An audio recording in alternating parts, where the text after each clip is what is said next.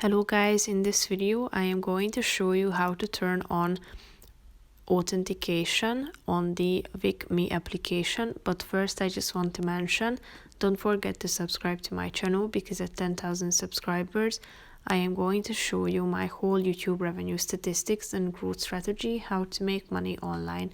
So let's jump into it. First of all, open the application on your phone.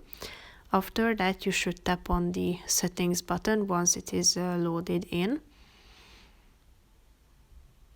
So you should wait a few seconds till the application opens, and after that you should go to your home page.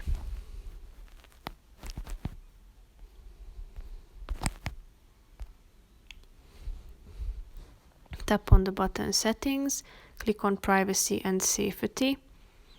Then tap on require authentication every time to enter app, so tap on it.